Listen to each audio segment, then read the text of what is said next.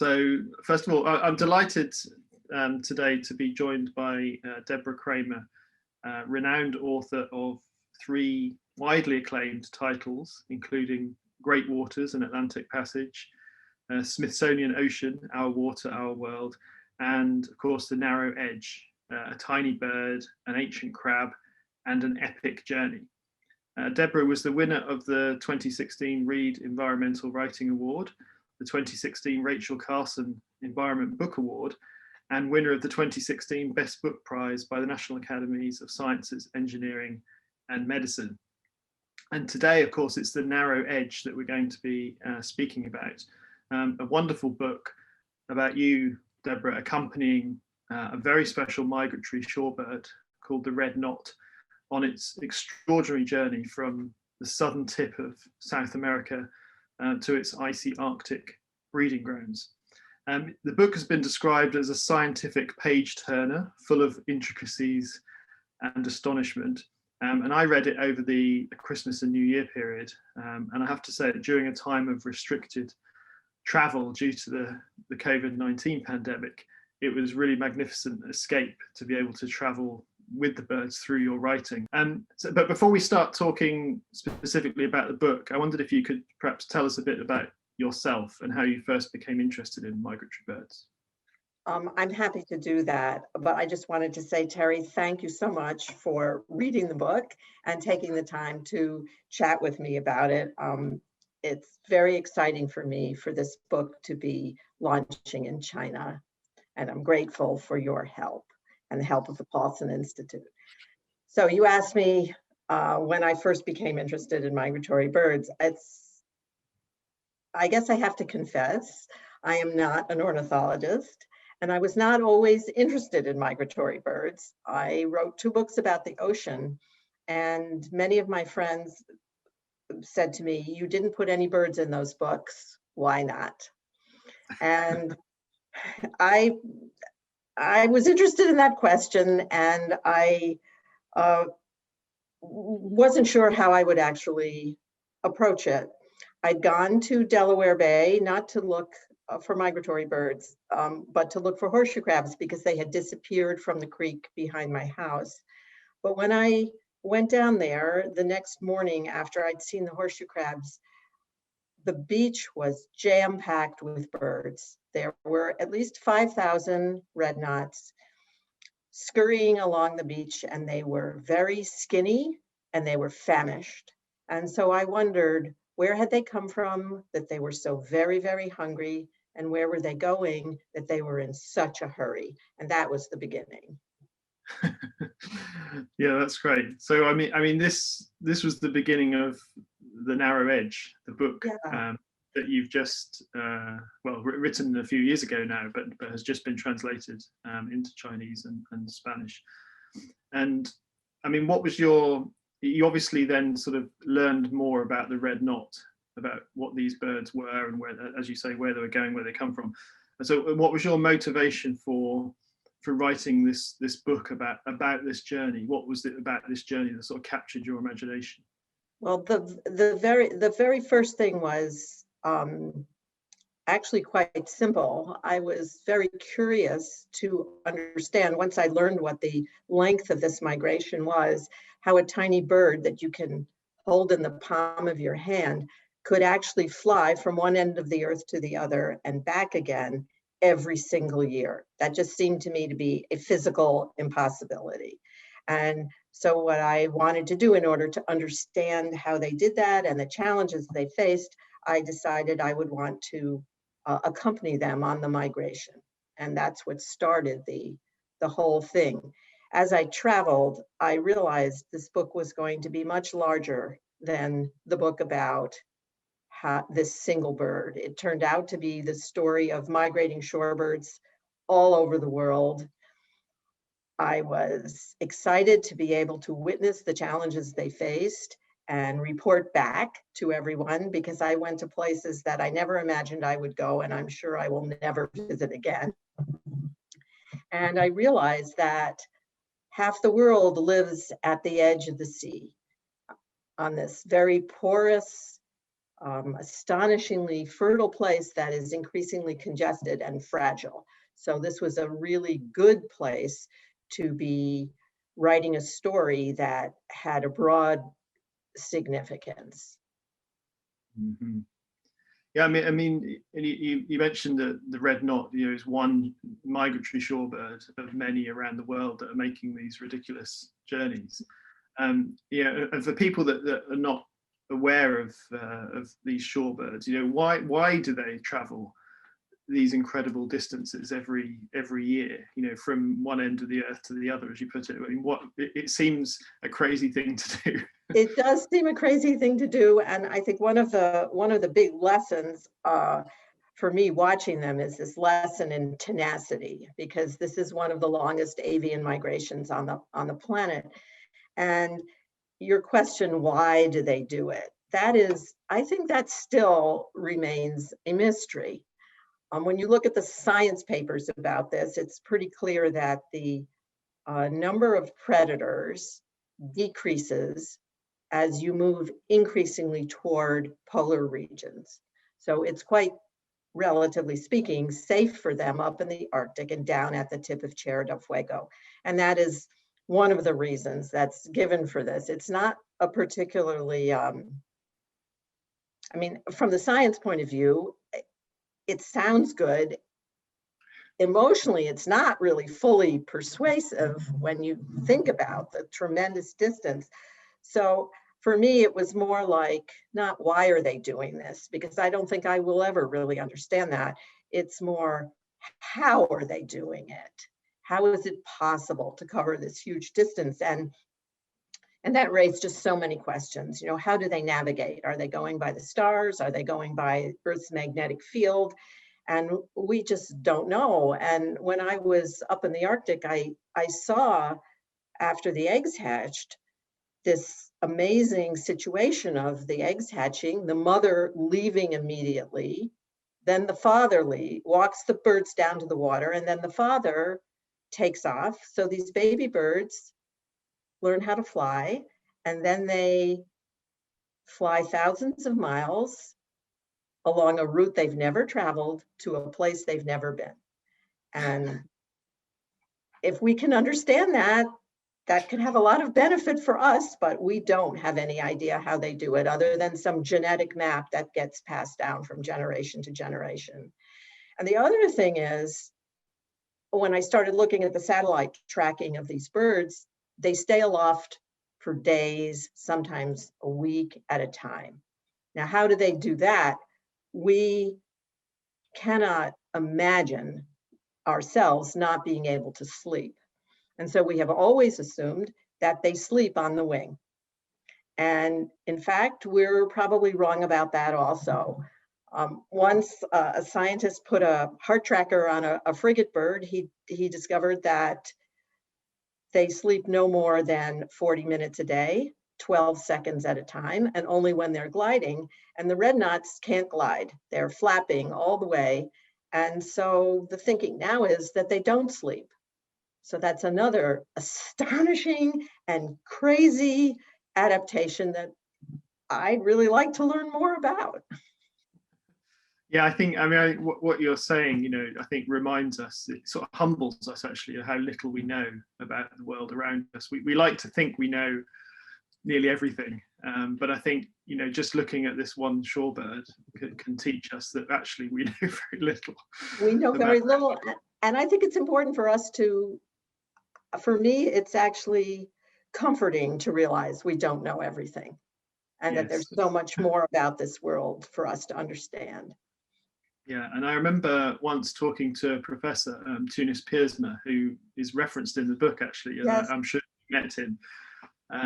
I remember him telling me that a few years ago, biologists would have told you that it was physically impossible for these birds to fly these journeys, but that was before people realized how they adapt their bodies. It's almost like a sort of Transformers situation where they go from a sort of eating machine, turn themselves into a flying machine, right? Right, and so their muscles, their gizzard gets bigger so they can eat everything, and then it shrinks so that all they have are flying muscles, and they can do this in over a period of days. It's really remarkable. Yes. Yeah, and I think something like they double their body weight, I think, is it, before a migration, and shrink all the digestive organs, as you said, and then the heart increases, I think, in size, so Right. to pump blood to the muscles, and so it's a real physical transformation that they go through, which Tunis has actually written about quite articulately in his book. I could understand this up to a point. When the birds get to Argentina and Tierra del Fuego in the fall, they have 4 or 5 months to double their weight. So that, I mean, when you try to imagine doubling your own weight in 4 or 5 months, that's inconceivable. But when they get up to Delaware Bay, they're doing it in 10 days. And that's also inconceivable. And yet they do it, and they do it every single year. I know some people have a good go at that over the holiday period, doubling their weight, but no, it is a phenomenal transformation, and I think that sort of moves us on a little bit to how they can put on that weight in Delaware. You know, one of their key foods, right, is the superfood, if you like, are the eggs of the horseshoe crab. And I think when you read this book, you know, it's perhaps unexpected that there is a sort of another star in this book, beside the red knot, which is of course the horseshoe crab. And I had no idea about the contribution that this very special animal plays, or contributes towards human health, for nearly everyone. And so maybe you can just explain a little bit about why the horseshoe crab is so important, not only to red knots, but also to humans. Okay, so first, I don't know. Here it is. And so it's pretty big, you can see. And just to go back a second, if I may, to why it's so important to the bird. The horseshoe crab comes ashore once a year to lay its eggs in the sand, and it lays about 80,000 of these tiny pinhead-sized eggs. And each red knot needs to eat 400,000 of them in 10 days to double its weight to get to the Arctic. So 40,000 red knots need 16 billion eggs, and that's only a third of the size we would like that population to be.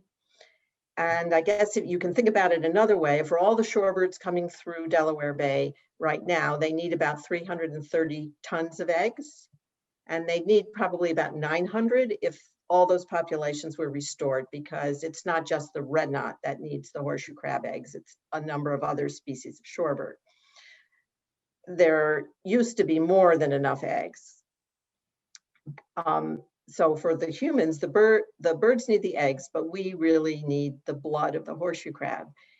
It detects a potentially dangerous bacterial contamination, endotoxin, in vaccines, all the COVID vaccines, any drug that's administered with an IV line, that would be IV antibiotics, IV chemotherapies, IV COVID immunotherapies, as well as hip and knee replacements, heart stents, insulin.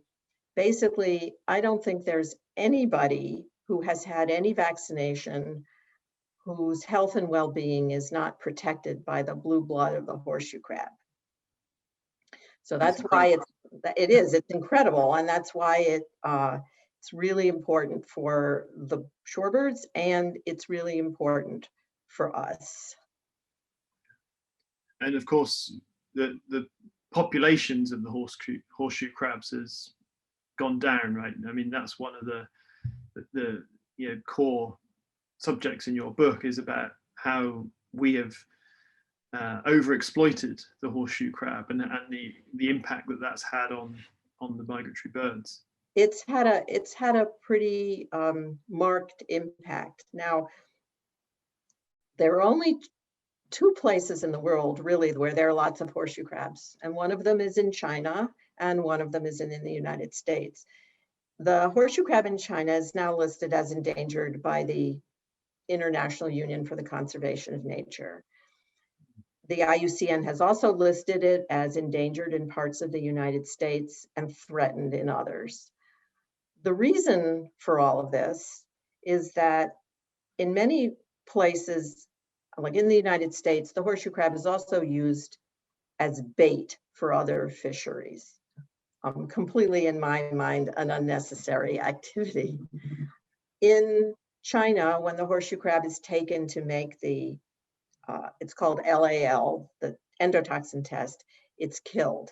And so the numbers are going down everywhere. This is actually hurting a lot of shorebirds.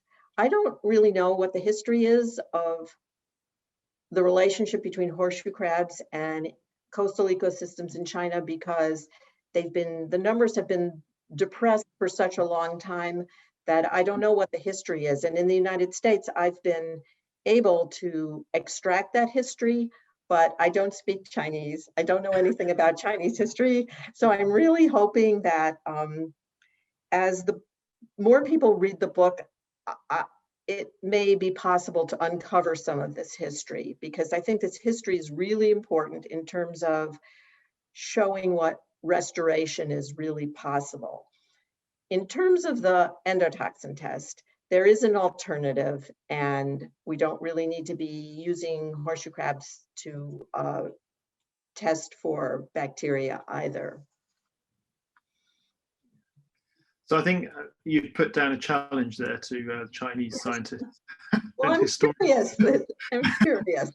Yeah, and I'm sure there'll be people, who will be able to help with that. I mean, certainly my experience of seeing all the shorebirds in the Yellow Sea, around the Bohai Bay area, they're feeding on clams and shellfish basically, and worms. And I can recall seeing horseshoe crabs in South China. I think I've seen them in Hainan, which is an island off the south coast. Right. But I don't recall seeing them sort of in the Yellow Sea, but whether they were there or are there and I just haven't seen them, or whether they were historically there and no longer there, I'm really not sure. But hopefully somebody can tell us. Well, it may be that there's no overlap. I mean, there have been millions of horseshoe crabs in the southern part of China, and it may be that in those places there were never any shorebirds, and so it's possible there's no overlap. The only way to determine this, though, is to really look at the history going way back, because in writing this book, I discovered there were a lot of horseshoe crabs and a lot of shorebirds in places that people told me they never were before. But if you go back into the history, you find an amazing amount of abundance. So I'm curious to see what might happen. Yeah, well, I hope that we will find out sooner rather than later. I'm sure there's a horseshoe crab expert out there in China who will be able to tell us a lot more detail. So, I mean, one of the things, I mean, talking about horseshoe crabs, we talk about this big decline and how we've overexploited them, for fertilizer, I think first, wasn't it? And bait also, and also this medical use. They seem to have served us very well over the years. And I think, the huge declines, not only in horseshoe crabs, but also in other species, come out in your book also, about this sort of loss of abundance of nature. In so many ways, and what that means, and I think one of the really interesting things to come out is this sort of very interconnectivity between species in ecosystems, and how the impact of reducing one species can have lots of unintended consequences that we could never have foreseen. So, I mean, can you say a bit more about sort of what you learned about the interconnectivity of species, on your journey following these red knots? There were many, many things. So I'll give you a few examples, and then you can decide which ones are the most relevant to you. For me, it became clear that the coastal ecosystem is like a web, and you pull a few strands and then the whole web starts to fray. In the case of the horseshoe crab, there are at least 6 species of shorebirds that depend on the eggs. There are larger animals, sharks and loggerhead turtles, that actually eat the entire horseshoe crab. A real mystery to me because there's not that much meat, but it's definitely a preferred food for loggerhead turtles, which are also threatened in the United States. And one reason is they can't get the food that they want. In addition, the eggs feed a lot of really tiny forage fish in the United States. That would be silver sides and killifish that feed larger fish that we eat. So as soon as the forage fish base disappears, then the base of larger fish disappear. And all of a sudden, waters which were once abundant are now considerably emptier. So that's one example. Another example, I think, of the interconnectivity between, well, that's interconnectivity among wildlife species. There's the horseshoe crab blood and the human connection is another kind of interconnectivity. There's another example of that connection, which is that in the United States, the passenger pigeon is now extinct. We also are experiencing a rampant spread of Lyme disease in this country, which is a tick-borne disease. And it's transmitted in this 3-stage event through ticks and mice and deer. And every few years, when oak trees have a lot of acorns, the population of mice goes way up. A couple years later, the population of ticks goes way up, and the incidence of Lyme disease goes way up. This is new. When passenger pigeons were sitting in the trees and these huge masts of major acorn production happened, the pigeons would eat all the acorns and the mice population would be tamped down. We didn't even understand this connection until the passenger pigeon was already extinct, which is why I think we need to be very careful about reducing biodiversity, because we don't really always understand what it is that we're being offered. The other kind of interconnectivity has to do one stop over to the next, that I think about this migration as a ladder going up to the Arctic with many broken rungs, and each broken rung is now jeopardizing the entire journey, so that how the birds are faring in one place has an effect on how they fare in another. If they don't gain enough weight in Delaware Bay or South Carolina, for example, then they have a lot of trouble breeding up in the Arctic. And I guess the last interconnectivity would be between the homes of all of these animals and our home. If we can protect the homes of these birds, that is the beaches where they roost and feed and sometimes nest, and the marshes behind them, we're also protecting ourselves, because we now understand that protecting barrier beaches and protecting salt marshes are buying us a lot of time as hurricanes are increasing in intensity and the sea level is rising. Yeah, absolutely. So sort of the value, economic value, if you like, of a lot of these ecosystems is now beginning to be understood. It's sort of ignored really by traditional economics for many years.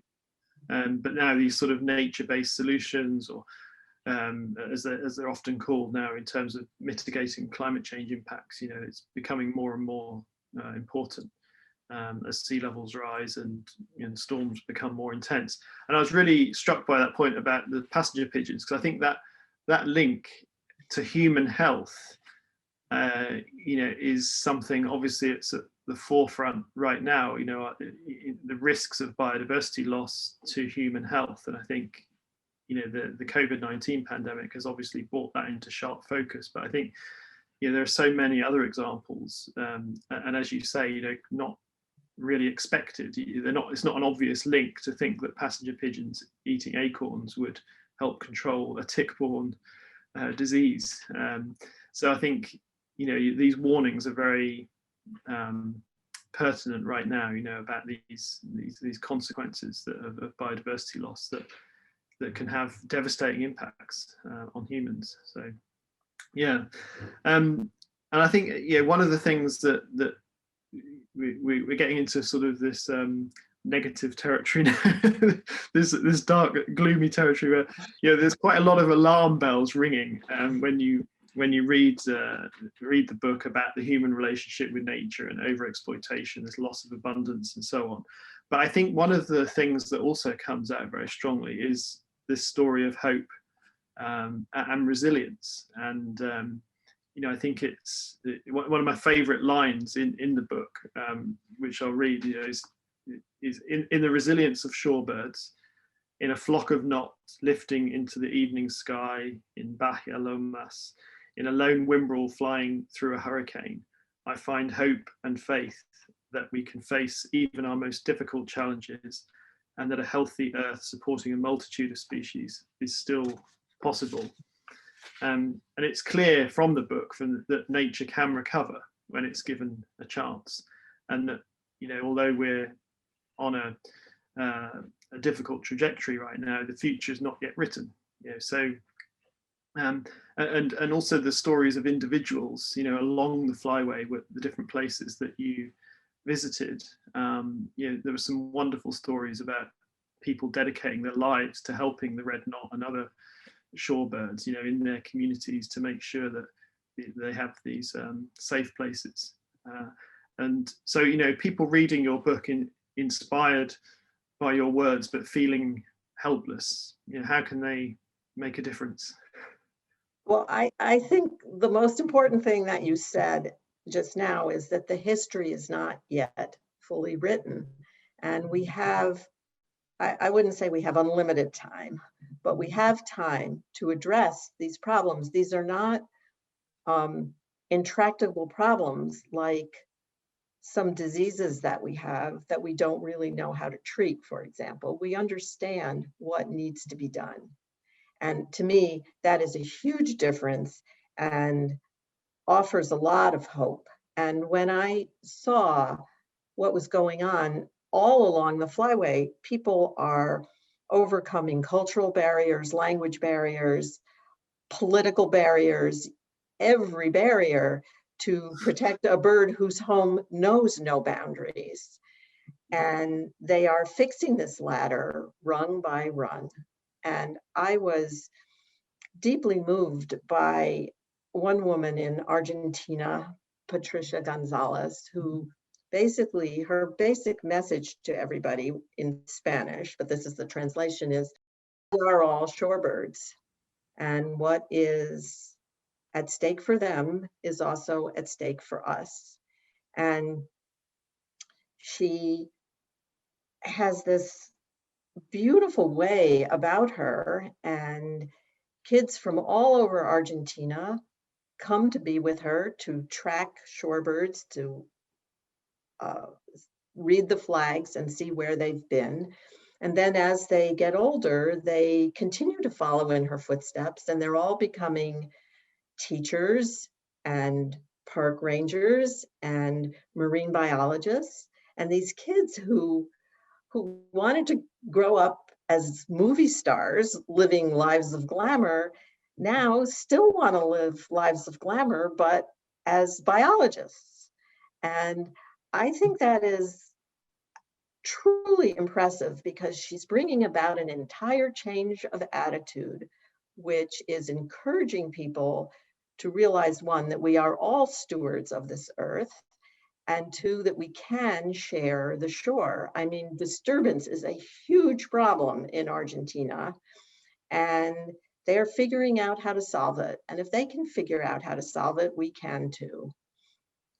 And how individuals in China can address this, I think, is probably a question better directed to you, because last night I was talking to 30 people in New York State, and we're working on a legislation which has been filed this year to enact a complete moratorium on the take of horseshoe crabs for at least 5 years in New York.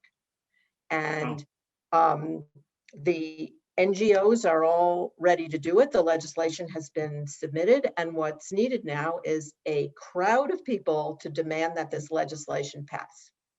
And so I'm actually quite hopeful that that's going to happen, because every single person I talked to last night wants to do something.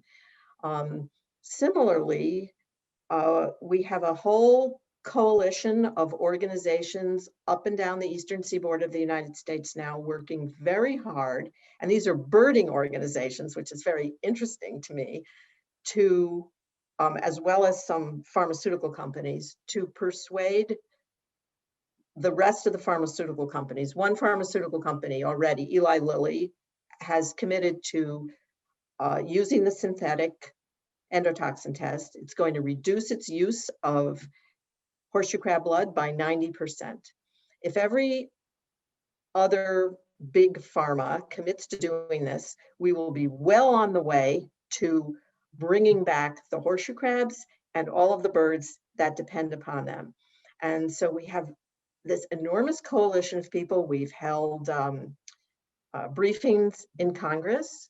We are working with the pharmaceutical industry, and we are working with the regulators in the United States. Now, this is not an easy thing.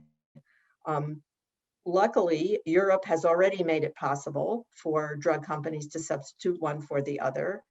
And I'm hoping that within the next 2 years, this is really going to happen. I know that the Chinese regulatory agency is considering this, and it is allowing some use of the synthetic. I don't know if it's a complete interchange that's allowed right now in the United States. It definitely isn't. You have to go through a lot of extra hoops with the FDA, hoops which we all feel are unnecessary, and we're working really hard to get that changed. And I am convinced that with enough people working on this, within 2 years, this problem will be also solved. So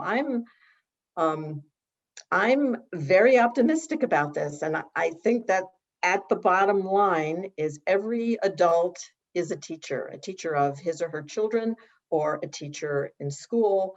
And if kids learn the story of these birds, learn what is so valuable out on the beach, actually be out there, they will come to love this place, and it will be easy to want to protect it.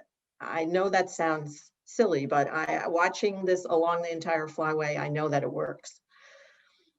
No, absolutely. I think, that's a very, very good example of how people in the community can play a role. They can write to their elected representative about this legislation, and make their views known, and talk to their friends and family about it, and and suddenly you're multiplying or amplifying this voice for protection.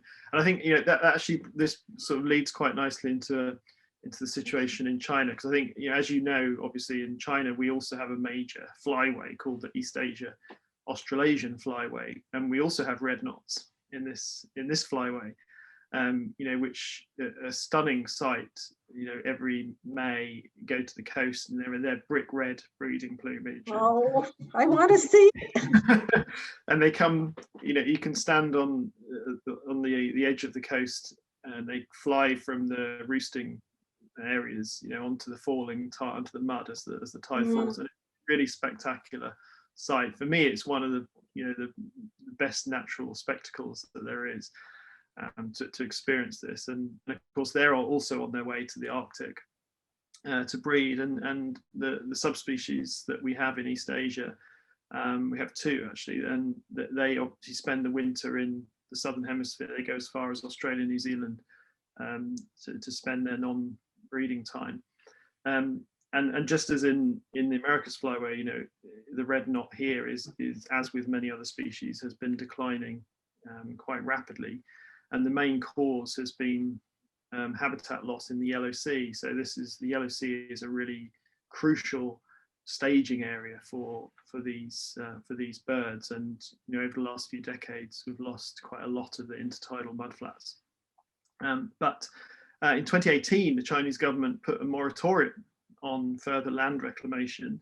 And and the most important sites now have been inscribed as World Heritage Sites, and further sites along the coast are due to be inscribed in the next few years.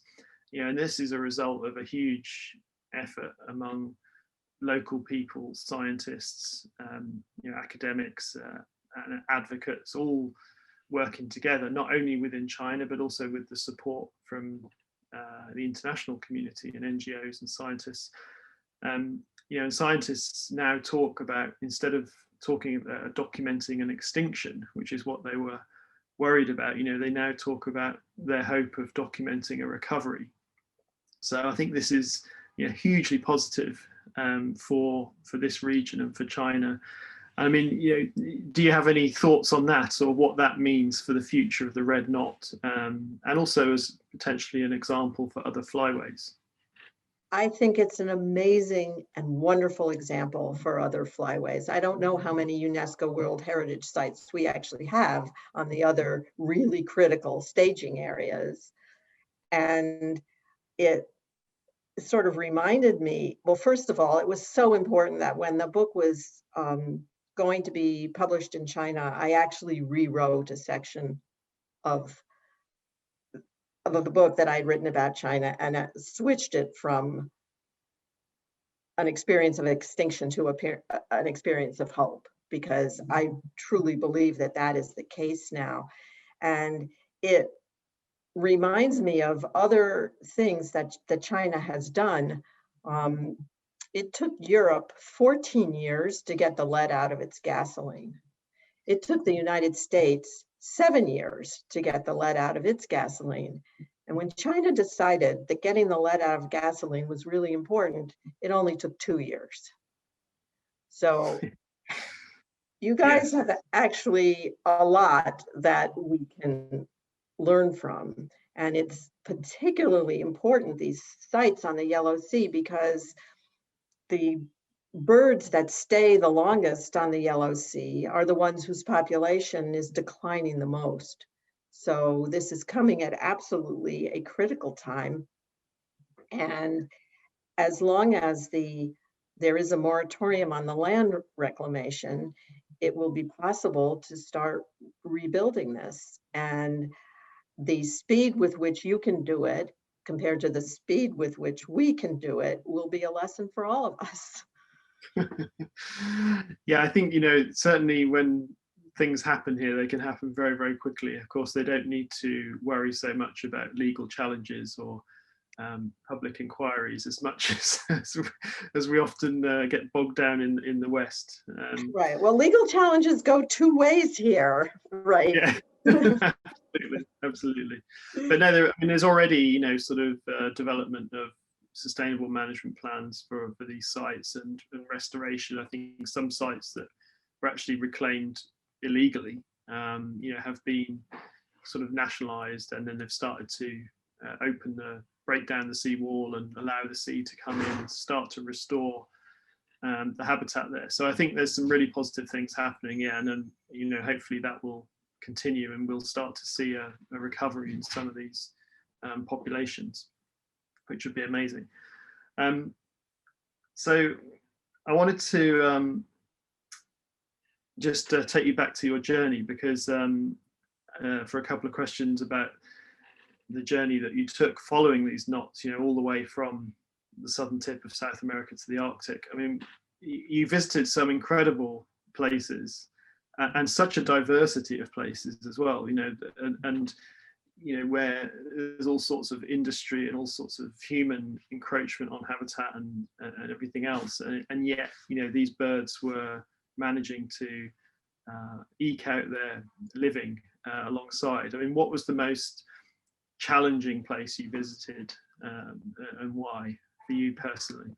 Well, I guess it depends on challenging to whom. So if it's challenging for the birds, those places were actually the easiest for me. And those places that were the most challenging to the birds were the ones where they had the greatest access, where humans had the greatest access, and therefore it was the easiest for me to get there. So they were on every beach that you could go to by driving to. And that was when we had the amazing crowds of people, of unleashed dogs, of ATVs, and the birds could not find the time or the space to be able to eat the food that they needed to move on to the next place.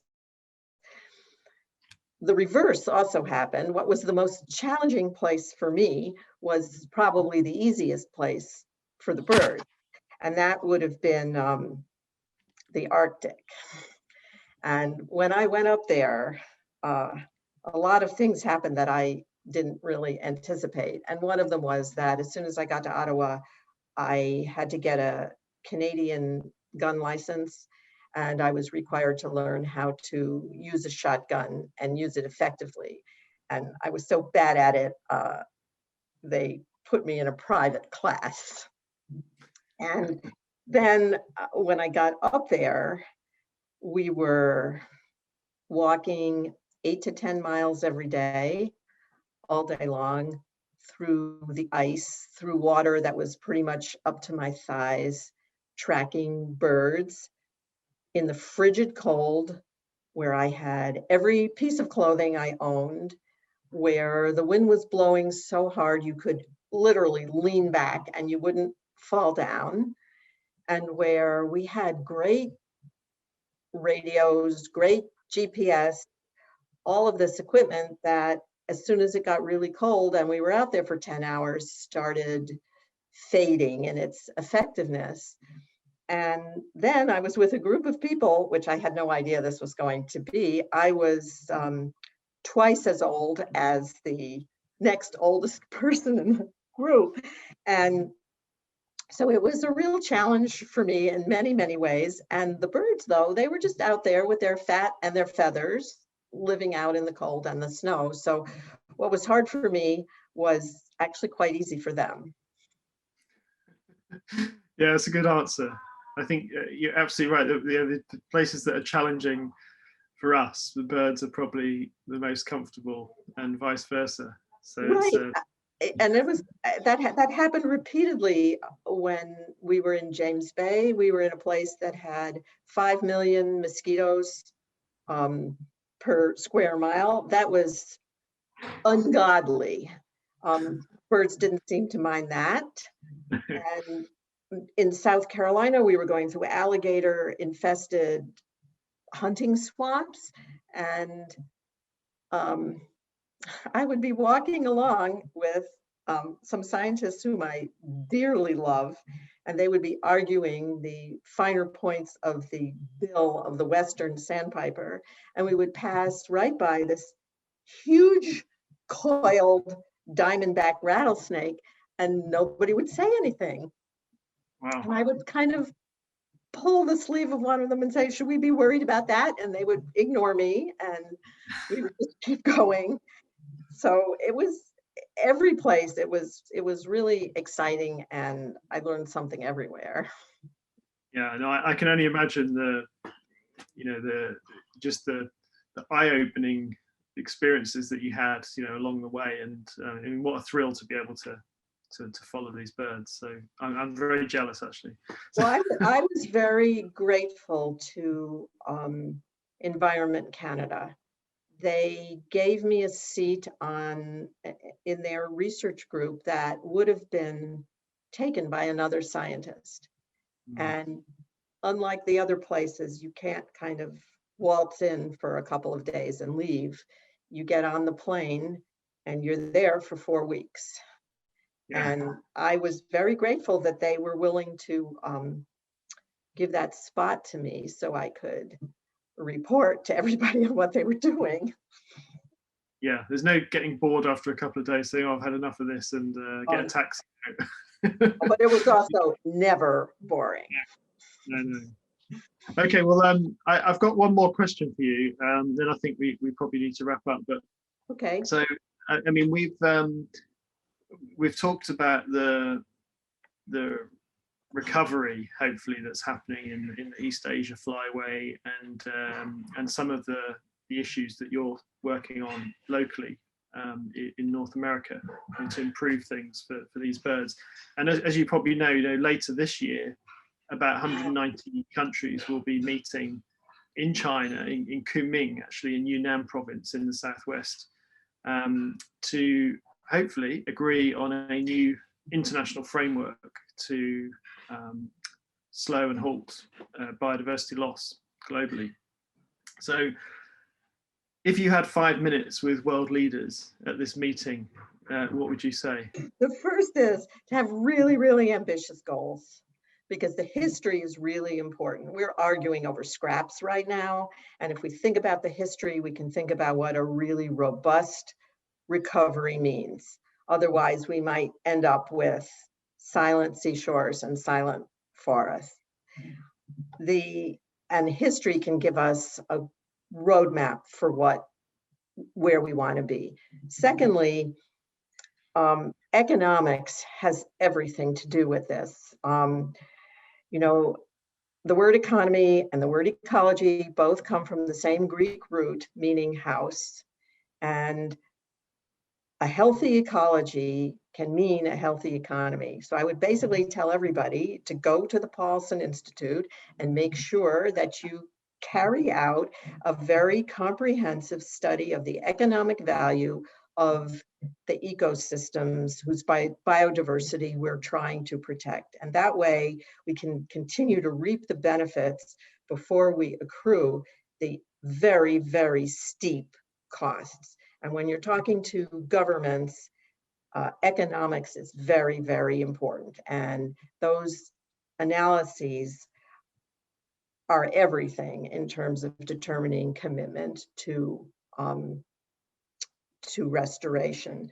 And then I guess the last thing is that nature and biodiversity are not something out there with us here. It's, again, the house of wildlife and the house of nature is the earth that sustains us, and our well-being and its well-being are completely intertwined. And so I would say what I said in the book is that their home is ours, and we stand on this narrow edge at a time that is fraught with challenge, but still filled with promise.